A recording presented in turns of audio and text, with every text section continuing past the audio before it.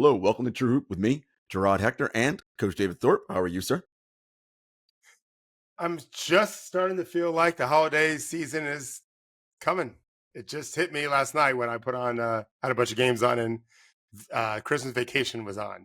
I watched a few minutes of it, but I've seen it 8,000 times. But I don't know what it was like for you, but when I was growing up, when high school, I hated Christmas break because we practiced our asses off every morning. Yeah, And then after college, when I was a teacher, yeah, I loved Christmas break because we practiced. I didn't have to run. I right, ran the practices. right. We went to tournaments and events and Yeah, whatever. yeah, And I've just always had a happy feeling ever since. And yeah, as an adult, certainly with kids and everything, it was great. So seeing Christmas Vacation made me think, all right, we're leaving for Thanksgiving in a week.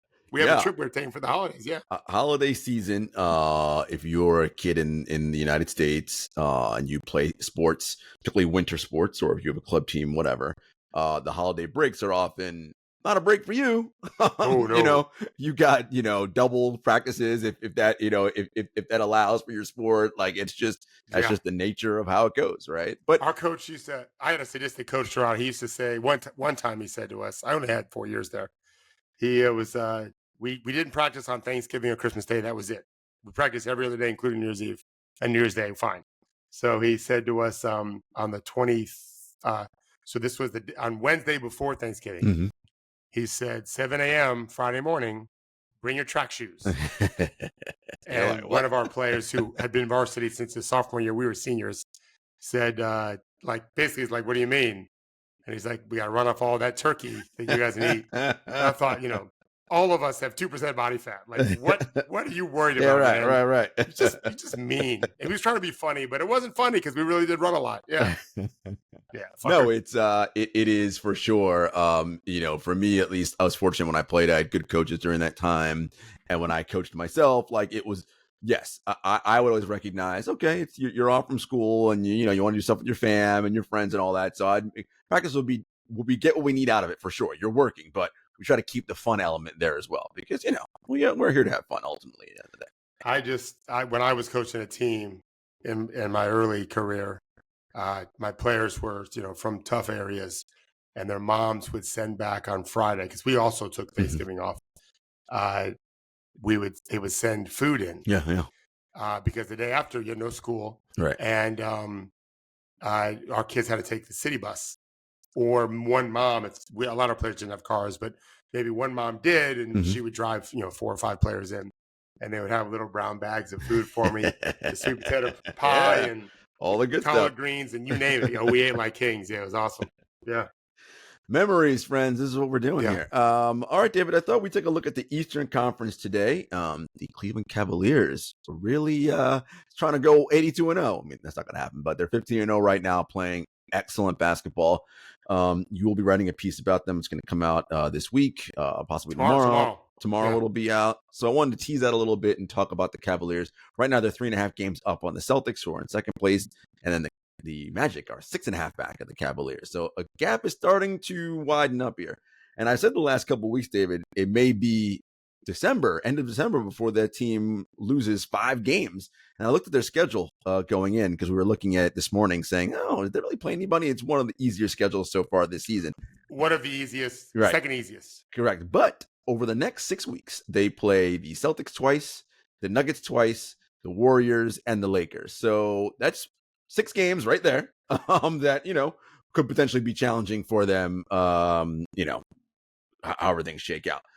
So I thought we'd focus here on something with the Cavaliers. I took a look at Donovan Mitchell's. I mean, his numbers, of course, are great. Donovan's phenomenal, and David and I, we've always been high on this guy.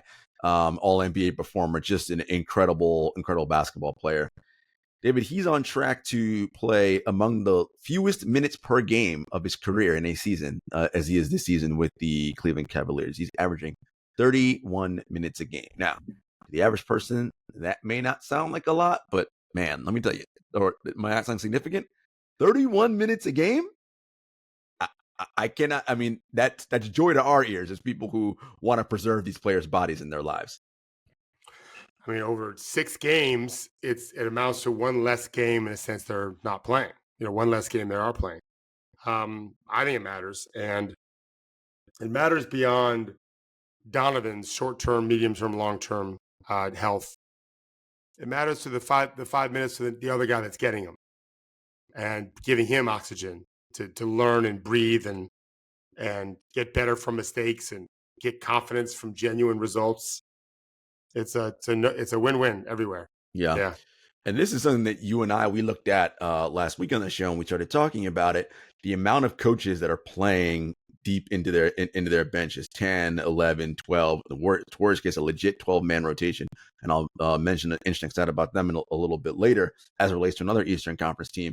I just think that, if this is in fact we always talk about market inefficiencies and where teams can improve on the margins. And I'm like, this is a big one. And if more than one team is buying into it, and that's what the data is telling us so far, we'll see come January if things all of a sudden start shrinking because injuries happen or what have you, and coaches are reticent to pull up guys in the G League for whatever reason. But right now, I love the direction we're seeing. Yeah, I wish every team, recognized it. And to me, this is where the game has to go. We're just gonna have too many injuries otherwise. The tax on these bodies for what they have to do, they have to be in shape year round and all of that. The amount of coverage on the court, the skill set, and size. I sent you guys a clip of a two-way player that's 6'10", 237 pounds, and he looks thin, but he's super strong, and he's 22 years old, and the league is getting more and more guys like that. That takes a toll when you get hit. I appreciate the teams that are embracing, I think, this evolution of recognizing less is more. Yeah. And some teams just won't get it, and then they'll pay the penalty probably. Yeah, and we talked about the idea of who can deliver their team to April the healthiest, right? That team is going to have such an advantage. And not only that, we're talking about here being healthy with a roster of guys that also have experience and all the reference points David talked about of getting oxygen all regular season long, so that should they, when it comes up to being called on in the playoffs, have to step in, it's not going to be like, oh shit, what do I do? Right? Like, because you've got the reps. Last night, I was telling you guys earlier, last night I watched the Thunder Mavericks game. And with 5.5 or so to play, the Thunder are pretty beat up. They had no center, first or second string. Jalen Williams is starting at center. Alex Caruso was out for the game. 5.5 to play, coach put in his two-way player, AJ Mitchell, and not Cason Wallace or any other guys they have, because they have other young guys. And AJ did fine. I don't think he did anything special in that 5-minute stretch, but he defended well. And Wallace, I know, and Isaiah Joe, I know, will be in those moments plenty of times, have already been. And he's just creating more and more guys that have reference points to learn from and fall back on and get better from all year. We're in mid-November. Like, we have months before we even get to the playoffs. I bet the coach Agnew does this all season.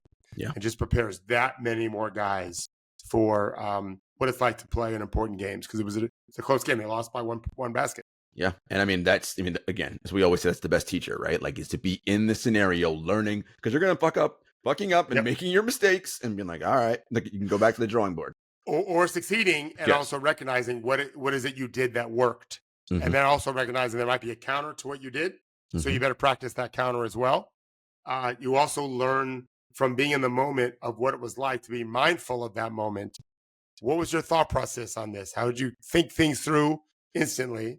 And let's log that away and try to reference it again in our practices. And then, of course, it's more likely to do the same thing or something smart and similar when it happens again in the game. Yeah, no, I love it. Love what we're seeing. Again, we hope more teams pick up on this and continue. The Celtics, David, I just mentioned them. They're going to play the Cavaliers tomorrow night. It'll be an early season big time matchup.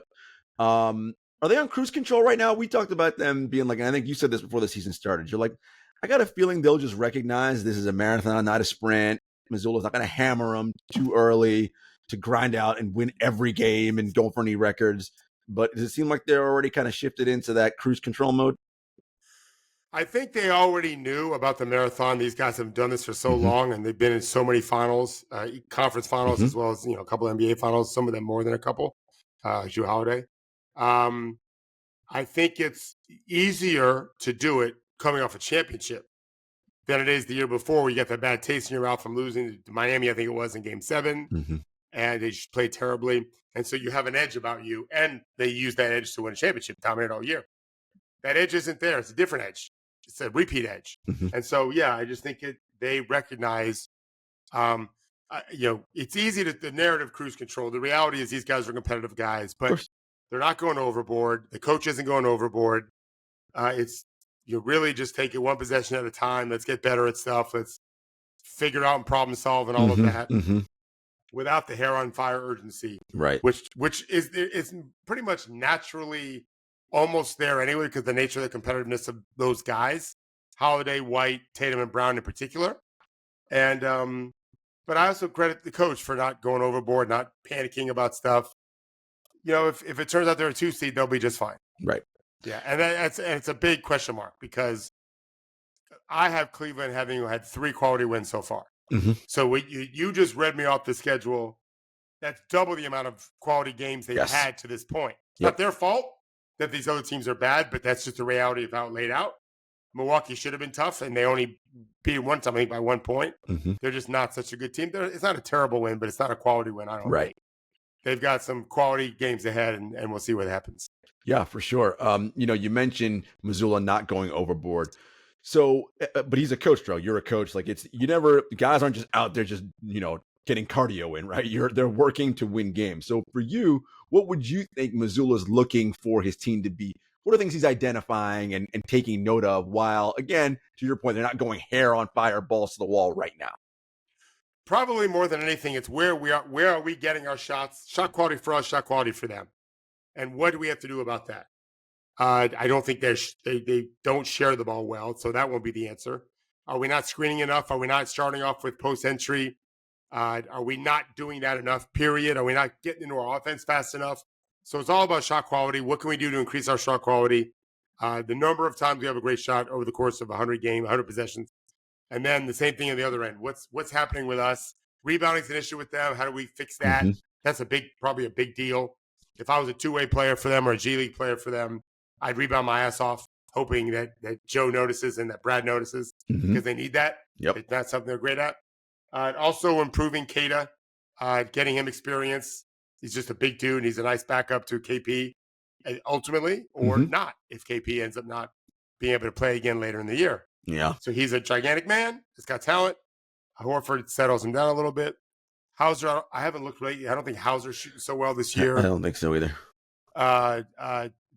Pritchard's been terrific. He has been. He's up for 6th man of the year. So yeah, that's probably what he's looking at. Okay. So obviously, plenty of, for lack of a better word, homework and things to focus on for this team, even though they're not, playing with their hair on fire at the current moment. The New York Knicks. So we talked about this trade that they made, obviously bringing in Karl-Anthony Towns, moving on Julius Randle. It's just going to take them some time to get, everybody settled into roles and all the various things. Karl, as I'm sure you would not be surprised, David, is doing extremely well offensively, because he's just that super talented and gifted as an offensive player. The Knicks, though, as a squad, seem to be struggling defensively, David. And I wonder, how much of that is attributable to Towns and their defense at the center position, because they're small on the perimeter, right? With Jalen Brunson at their point of attack, he competes, but there's only so much you can do at his size. They're good on the wings with size and OG and Mikal Bridges, although Mikal, according to some of the advanced stats, is looking a little negative on defense right now, but slightly, just, so it could be just early season noise. But defensively, anything sticking out to you with the New York Knicks right now? Other than Karl-Anthony Towns isn't Hartenstein or Mitchell Robinson, and that matters. There's some adjustment period as well that he and they have to make. We're a month into the season now.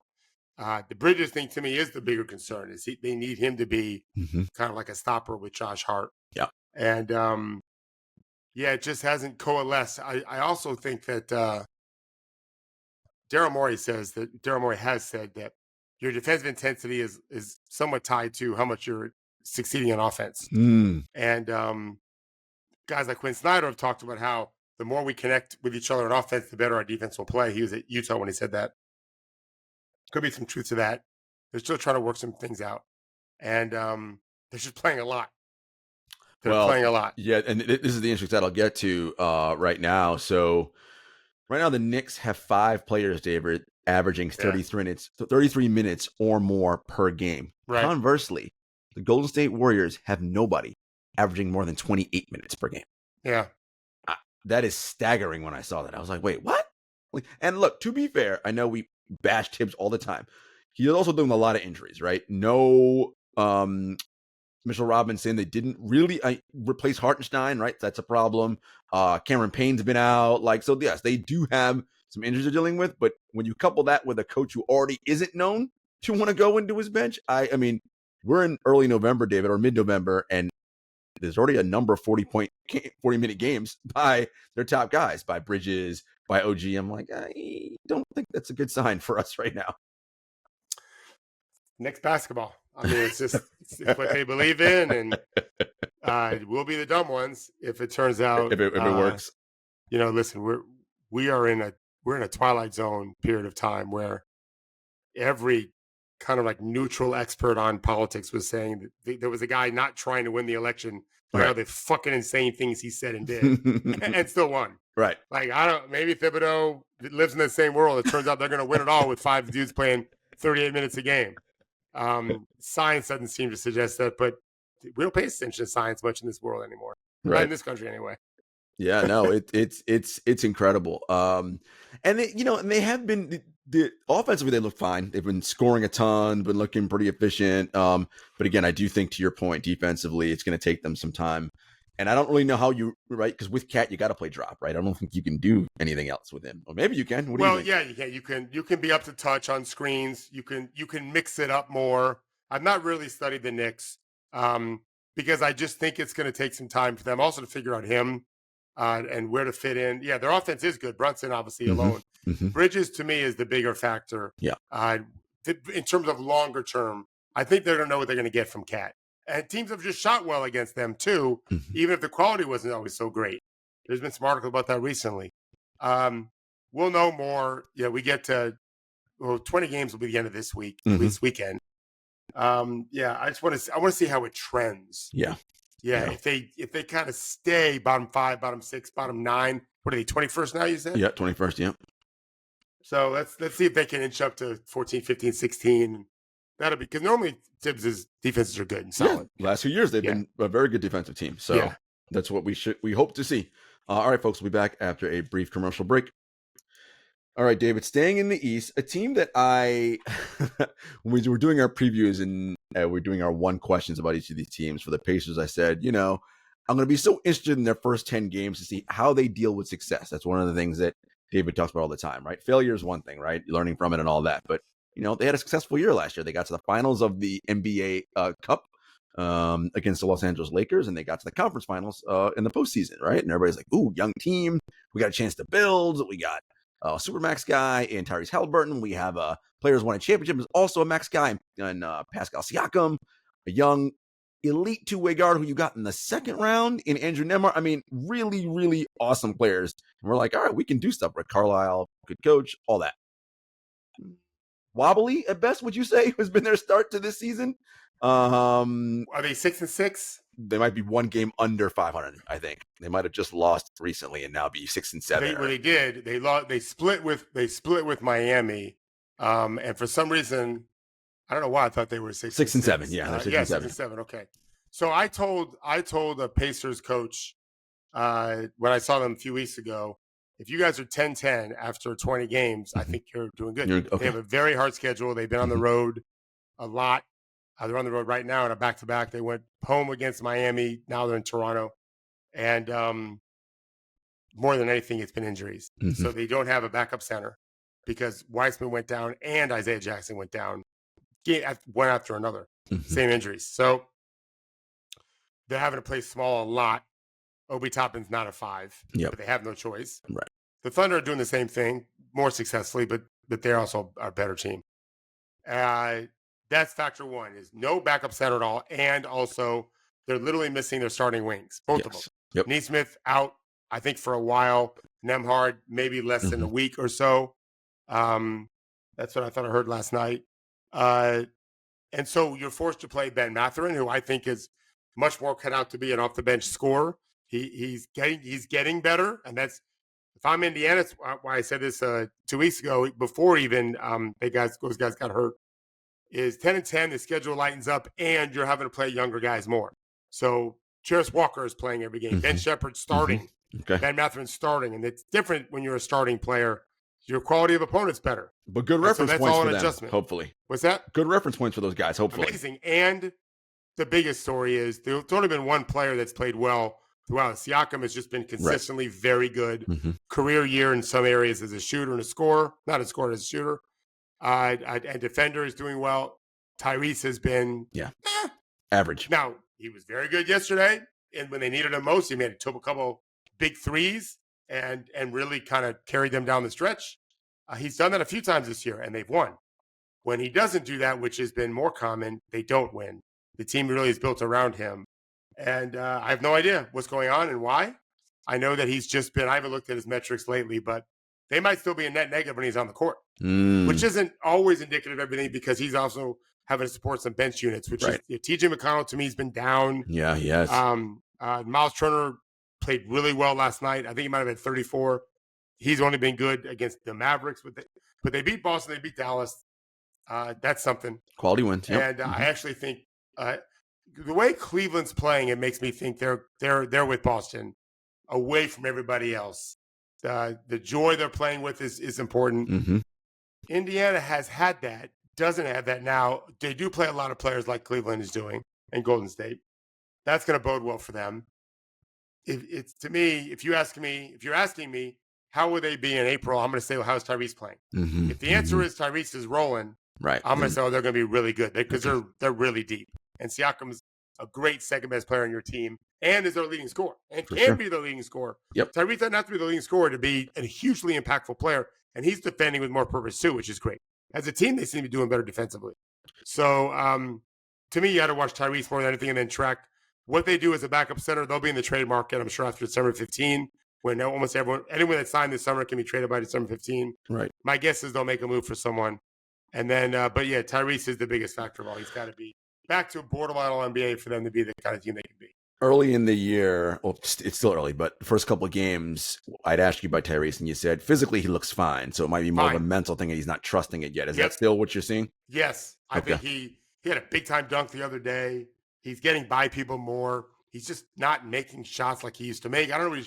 Is he over 30% from three yet? Oof, that's ugly if he's not. I got it right here. He wasn't above three.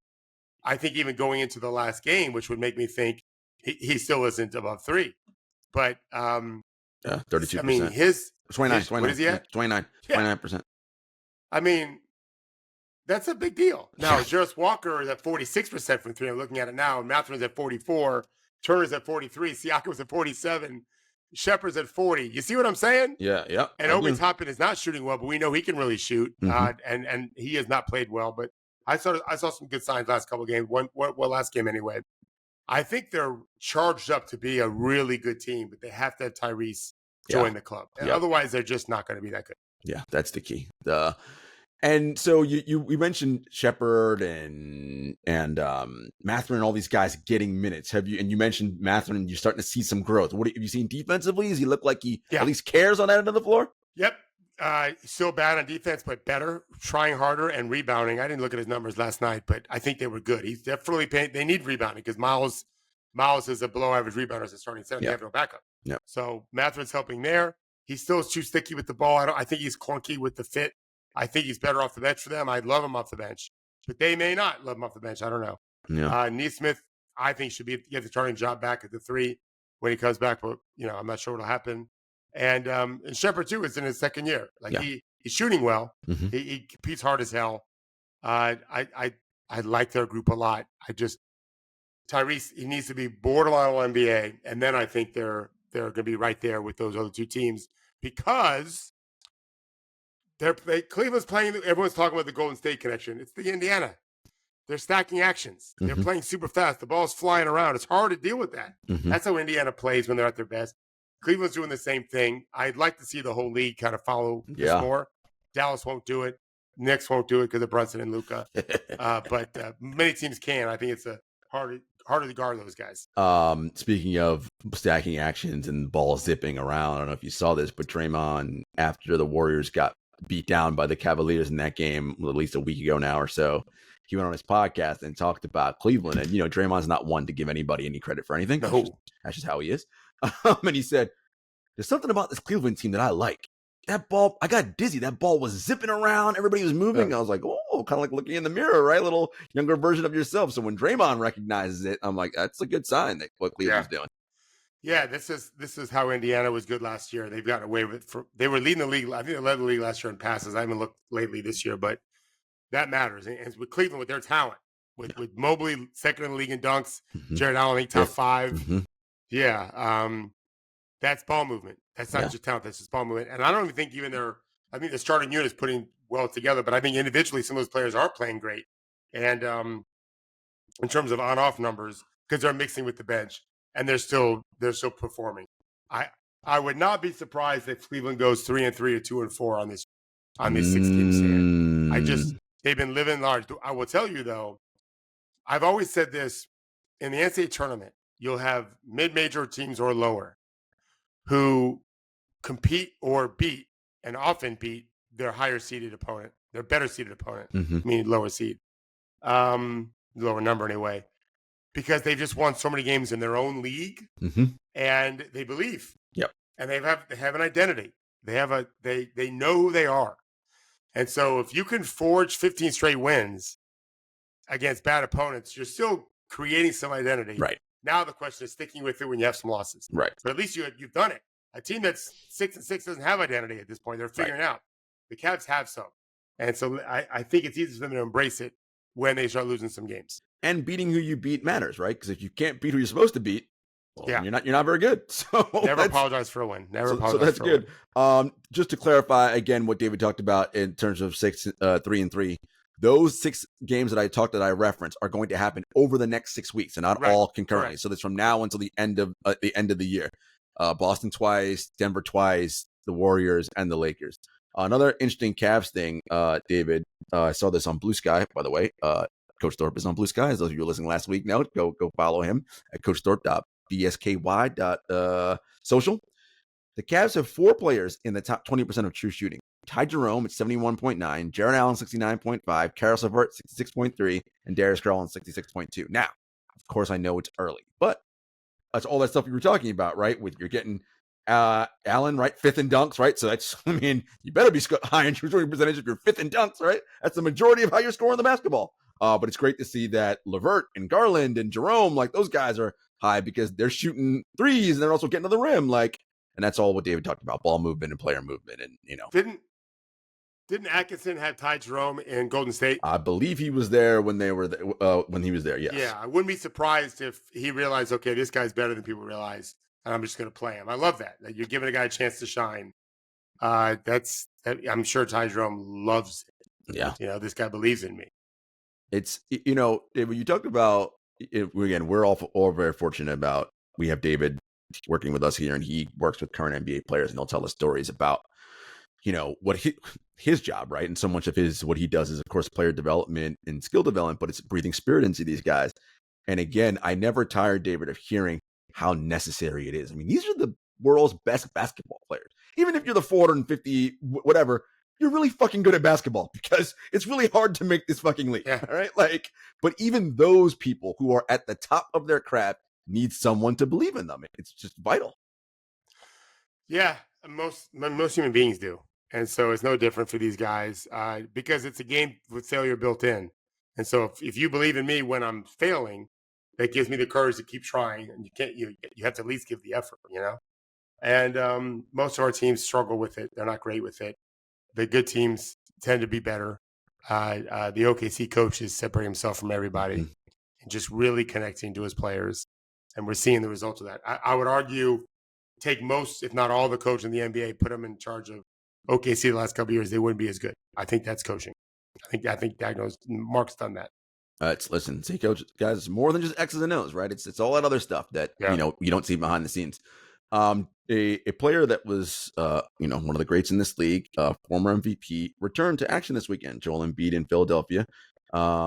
obviously, to no surprise, didn't look great. He's quite rusty. It'll take him some time to get together. I mean, with Philly, are we just they're 2-10, I want to say right now. Whatever. They're several games under 500. Is it just really about we got to find our way to just get these guys healthy, and who cares if it's playing or whatever, and we'll take our chances there? I mean, I don't think they have a choice. They've got to try to win games, and Joel looked great for about some number of minutes, and then he didn't. So that's conditioning. Mm-hmm. But early on, he looked great, and then he looked old and tired. Mm-hmm. And so, but the old part, as somebody who knows from experience, the old part comes from the tired part. Yeah. So as he gets fit, game fit, mm-hmm. my guess is he'll look much better, and they'll be much better. Getting Maxey back will be good too. Well, I was going to say that's also a challenge for them, is not having Maxey right now with the hamstring. And by the way, Tyrese Maxey was leading the league in minutes per game. So I mean, there we go again. With what a surprise! Right, what a surprise! Nick Nurse has a guy leading the league. Yeah. So these soft tissue injuries, right, are a result of overuse of those muscles. Well, let's be clear. It's you're increasing the science says the likelihood of injury increases in the soft tissue stuff, or even sometimes even broken bones, whatever, because reaction time is slower for fatigue players. So there's no direct causation, but there is a correlation. Mm-hmm. And Nick Nurse doesn't care about that. He and Tom Thibodeau are competing. I mean, I don't know how else to say it. They just don't care. Yeah. Oh, it's not turning into wins. No, definitely not. And, look, if this Philly team, again, big if, but a Maxey, Embiid, and Paul George trio, that's among the best top three in the whole freaking NBA. Like, good luck. You and I don't think have a whole lot of hope that we're going to see that fully healthy for any long, significant stretch. I have hope. I don't think it's likely, but I'm hopeful. It'd be great to see. Yeah, I do want to see that squad at full strength, because I do think, again, the Paul George signing, I think, while derided by many, this guy's an elite player, man. And I think kind of like the perfect anecdote to add with Maxey and Embiid. Yeah. But, we'll see. The Detroit Pistons, they won 14 games last year, and they have 7 wins, I believe, right now, which is halfway to last year's win total.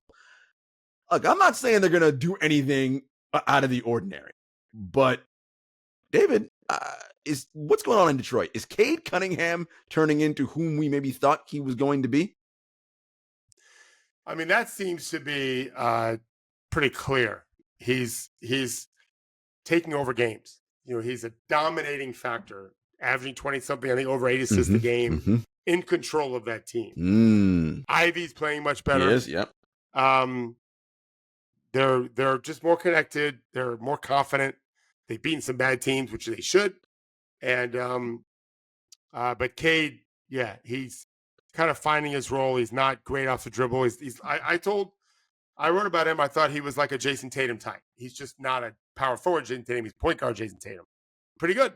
Yeah, that guy's your point guard. Yeah, manage your team. He's an adult on the court, shooting it, finding ways to score, running the team well. Yeah, they've got a nice backcourt. I'm a fan. What we talked about how Jaden Ivey last year on a terrible team was improving. He started his career as one of the worst players statistically in the NBA. Last year he just sucked, that's a huge jump to go from one of the worst to just sucking. He's a little bit better than just sucking this year. So the big change obviously is in the head coach. Monty Williams gone and JB Bickerstaff in. Now, on the one hand, you could say, well, look at Cleveland, same team as last year. Kenny Atkinson got them 15-0. So JB, what were you doing? But he's already got them halfway to win. So JB's not a bad coach, right? Per se. No. What Henry said to me a long time ago was most of the coaches are about the same. And the best guys just give their teams a little bit more of an edge. Most aren't terrible. Most aren't elite. Most of them are kind of in the middle. And the best guys find a way. And maybe Bickerstaff I was told he kind of lost the locker room last year in Cleveland. He seems to have this locker room. So, maybe he grew as a coach too. Which coaches maybe can grow sick too. Of him. Maybe they won't. Yeah, maybe they'll get sick of Atkinson in Cleveland. We don't know. You're right. We don't know. Vogel got fired after winning a championship. Budenholzer got fired after winning a championship. You're right. Nick Nurse been fired after winning a championship. This is the NBA way. No, you're 100% right. I just, if you're a Detroit fan, look, you got after winning 14 games last year, you got to have a little bit of of excitement. Like, wow, we already got 7, and it's not even the end of November yet. That's Yeah. that's nice for you. And I do think those guys, those young guys, Thompson, Ivy, I mean, Cade Young also, he's not old either. Like as we said, if they can just start making those leaps, which we're seeing from all of them, like you're gonna be cooking with grease soon, I think. Yeah. I'm really excited for what could potentially happen in Detroit. Me too. All right, guys. We're unveiling a new segment on the True Hoop podcast today. And it was born out of something David said this morning. It is David's Get Off My Lawn segment. Now, everybody knows the idea of get off my lawn. If you grew up in the suburban area or in a rural area, you'd often had that neighbor, usually an old man or old woman, who, if the kids were running around in the neighborhood playing games or whatever, it would get very upset with you being on their lawn. Now, mind you, as someone who is not an old man who owned a lawn, I would also yell at people to get off my lawn. So it's not necessarily an old person thing, but either way, this is David's Get Off My Lawn segment. So, David, what's troubling you? What's got you all fired up today? Well, first of all, I have a huge lawn. I don't care. I don't have I have no reason to have a big lawn. We didn't have one. Okay. And by the time we moved in this house, my kids were 10. They didn't play in the lawn. They went to their fields and the dance. But I had neighbors that had some kids, and I felt like, hey, use my lawn, which I always would tell them, and they did. And so that's that. I'm not your typical angry white man, that's for sure. My rant today is exactly the point. It's not the common conservative, it's the opposite. So I'm watching someone get on the news the other day. I think it was Shea Gilgeous, and from Kentucky. And he was at Kentucky he went to like 11 classes. And maybe, by the way, I'm not sure he went to 11 classes. Let's say he went to 50, more likely 5. Okay. He was there for a few months as a student. Yeah. Trust me, they're not going to school in the summer very much, and they're definitely not doing. As soon as you enter the draft after 1 year, you're not doing it. Can we stop automatically yelling, the announcer yelling from Kentucky or from? No, if the player wants you to do it, right, that's fine. But there are players now going into the draft that have played for 3 or 4 different colleges, which is going to become the norm. Yeah. Because of NIL and transfer rules. Those two things combined, you work your way up. Duncan Robinson isn't from Michigan. He spent a little time there.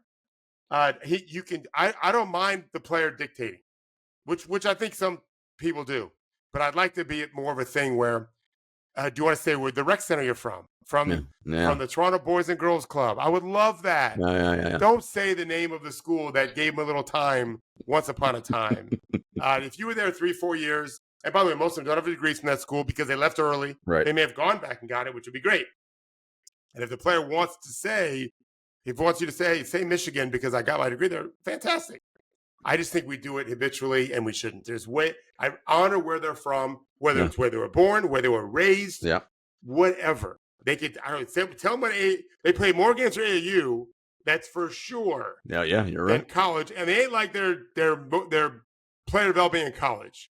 It happens, but it typically doesn't happen. They get better. They learn the system, and that's about it. So yeah, that's my thing. Is can we just stop doing what we've always done when the game has never needed less where they went to school than now? It's just such a little impact on who they are. Anyway, I didn't realize you wanted to talk about the show, but I love it too, just for fun. I love it. Well, here's where the NBA can maybe take an example out of the NFL book. And I know it's not direct 1-to-1 because what David's talking about is when the in-arena announcer announces starting lineups, he says where the player comes from. The NBC broadcasts, right, for Sunday Night Football would have the player card come up and the player would say, Eli Manning, Ole Miss, whatever school they went to, and they would announce it themselves. But you'd often have NFL players who would think they were funny and cute and make up funny things, right? Like Terrell Suggs used to say "Ball So Hard University." Like, really? Yeah, they would just say stuff. Somebody would say "School of Hard Knocks," or someone would say Jefferson Elementary, or what, which. And I feel like, David, that's kind of where you're going a little bit more, make it a little bit more fun that way. I'd be down for more that. Fun and just also more accurate. Again, because you went to Kentucky for a few weeks once upon a time, 8 years ago or 5 years ago, or even last year, We don't need to know that. It doesn't serve any purpose that you went to school there for a little bit of time. I'm sorry, that you practiced for the team and didn't go to school. That's Some more likely schools true. take it very seriously, but most of them don't, in my opinion. And it's not their fault. Their job is to win games, make money for the school. It's professional sports now. Correct. And we already have a third of the league is European anyway. Yep. Not that some of them didn't go to college, they do. So if you want to stay to college, knock yourself out. But just don't. I like the players to know. Don't Shay. Just say you're from Toronto, Canada, whatever. You're not going to stay from Kentucky. It's okay. He thinks it's got a little bit of Calipari bias to it, but that's fine. You're allowed. I promise you, I don't have any. It's not about Kentucky. I actually credit. I think Henry might have written an article about the list of all-stars from every school. Like Kentucky, it's just Kentucky up there. Yeah, absolutely. It used to be Carolina for a long time. It's Kentucky now, I think, for sure. Correct. Right. I'm a fan of that. I'm a fan of attracting talent. And I think I've witnessed one of the greatest practice moments of my life when John, I've told the story once before, John was coaching UMass. The year they went to the Final Four, this was early. This was like November. Marcus Camby? Almost that exactly. The Marcus Camby team? Yeah. Marcus and Travioso, I think, and I forget the other guard, Latino kid. Really, really good team. I was at practice at GW University with Brad Auerbach. Oh, I wrote about this in my book, although I'll never once really say what he told me. But yeah, he lived by. I think he went to practice a lot. We watched the Gators practice, and then UMass came on because Gators were playing Maryland, and Marcus Camby. So it's such a great story. So Calipari, who was not the character he is now, right. Okay, I thought he was a fantastic coach when he was at UMass, and for many years at Kentucky. He and I were supposed to actually room together one time at Five Star. But I was at a point in my career I didn't have to have room anyway. I could go buy a hotel for $50 a night in Pittsburgh, Coriopolis, Pennsylvania. And I don't think John stayed in that room either. I think we both had hotel rooms that week. So they did the pregame, the pre-practice stuff. Then he bring them all in together. And I noticed this. And everyone kind of popped each other. Everyone touched everyone, coaches included. When they all got done, John talked to the team. So number one, I stole that as a coach from then on. But Marcus was with an assistant coach getting a little extra work on something, just talking to him, nothing disrespectful. And then they were done, and so Marcus Marcus was the best player in the year that year. As it turns out, he was National Player of the Year. But they already had just beat Kentucky, who was number one in the country, who would end up winning the championship. So this would have been the 95-96 season, I believe. That's Pitino's Kentucky, yeah? No. Tubby's Catino. It's all a blur now. I think it was Rick. It was Rick. But you could be right. It could be Tubby. But I think it was Rick. So it was an amazing team with Ron Mercer and a bunch of guys. That might have been Rick. So Marcus Camby now has to join the group talking. But they're all looking at John, Coach Calipari. And Marcus comes in from behind them. I can see it in my mind right now. And I'm not thinking about anything. I'm just watching. I'm in the bleachers. And Marcus, with his long arms, kind of touches everybody in the back, of the shoulder, the head, never takes his eyes off John, off his coach. And right then I thought, they're winning the national championship. They had just beaten Kentucky, so it wasn't a huge leap. Right. I was wrong. They lost in the Final Four to Kentucky, but they made the Final Four. Yep. Back when mid-majors didn't make Final Fours. I was super impressed with John built there, as well as what he did at Kentucky. So yes, this is not a rant about Kentucky at all. All these schools, with one and dones especially, they're just not going to class a whole lot. Yeah. And I'm not concerned or upset about any of that. And I'm not even saying these tools don't have an influence on these players. Sometimes they do. Yeah. I just don't think that we should look at 3 or 4 or 5, let's call it 5 months of a player's life. Let's call it 8 months. Right. And always credit that as being the biggest influence. Right. When it probably wasn't. Just the neighborhood you grew up in, the high school you played for, whatever. Let's add a little more color to it, but it's also more accurate.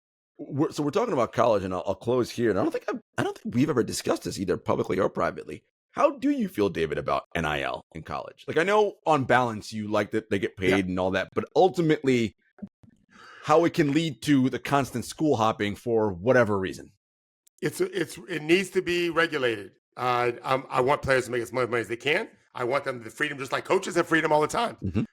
But we're talking about children. In many cases, sometimes 17-year-olds, literally children, young adults. And then the 18, 19, 20, which you could You're a argue they're child. men, but Yeah. I know from example, I was. And so they don't manage it well at all. And so it's a mess. College is worse to watch than ever because players think they have to score to get more money from their school, the next school, or transfer to a bigger school that pays you more money. And so the coaches have less of a hold on them. I don't like power hungry coaches. They drive me crazy. However, you have to be able to hold your guys responsible to some degree.